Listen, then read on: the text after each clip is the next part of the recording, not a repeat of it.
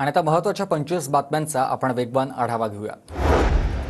पंतप्रधान नरेंद्र मोदींच्या हस्ते वाढवण बंदराचं भूमिपूजन, पालघरमध्ये 76,000 कोटींच्या प्रकल्पाचं मोदींच्या हस्ते लोकार्पण, मुख्यमंत्र्यांसह दोन्ही उपमुख्यमंत्री उपस्थित।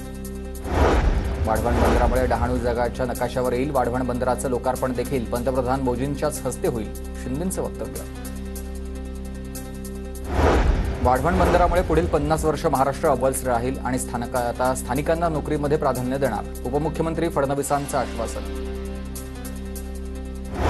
विकास करायचा असेल तर काही पावलं मागे पुढे करावी लागतात, वाढवण परिसरामधील एकाही व्यक्तीला वाऱ्यावर सोडणार नाही, अजित पवार यांचं स्थानिकांना आश्वासन।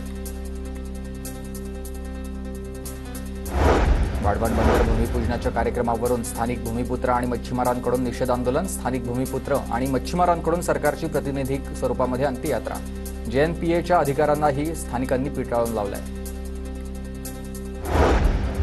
वाढवण बंदराला विरोध असताना भूमिपूजन सोहळा म्हणजेच हुकुमशाही, वाढवण बंदर भूमिपूजन सोहळ्यावरून आमदार विनोद निकोलेंची टीका, कुठल्याही परिस्थितीमध्ये आम्ही वाढवण बंदर होऊ देणार नाही, निकोलेंची भूमिका। शिवरायांचा पुतळा कोसळला तेव्हा वैभव नाईक 15व्या मिनिटामध्ये घटनास्थळी, पोलिसांनी त्यांचा CDR तपासावा, निलेश राणेंची मागणी, तर घटनेत नाईकांचा हात तर नाही ना, वैभव नाईक यांच्यावर गंभीर आरोप। पुतळा नेव्हीनं केला किंवा PWDनं केला असा वाद घालण्यात अर्थ नाही, दादांनी सरकारमधील नेत्यांचे कान टोचले, महाराजांच्या नावाला साजेसं असं स्मारक राजकोटवर उभारणार, स्मारक उभारण्याचा निर्णय झालाय, अजित पवारांची माहिती। राजकोट पुतळा कोसळल्यानंतर खासदार संजय राऊतांकडून राजकोट किल्ल्याची पाहणी, राऊतांसोबत आमदार वैभव नाईक यांची देखील उपस्थिती।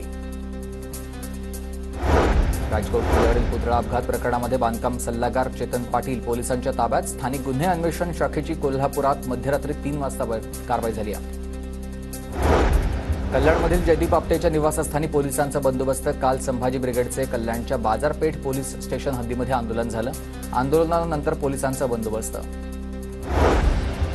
अजित पवार गट आगामी विधानसभा निवडणुकीमध्ये महायुतीमध्येच राहणार, भाजप हायकमांडकडून शिक्कामोर्तब, दिल्लीतील नेत्यांचे राज्यातील भाजप नेत्यांना निर्देश, सूत्रांची माहिती।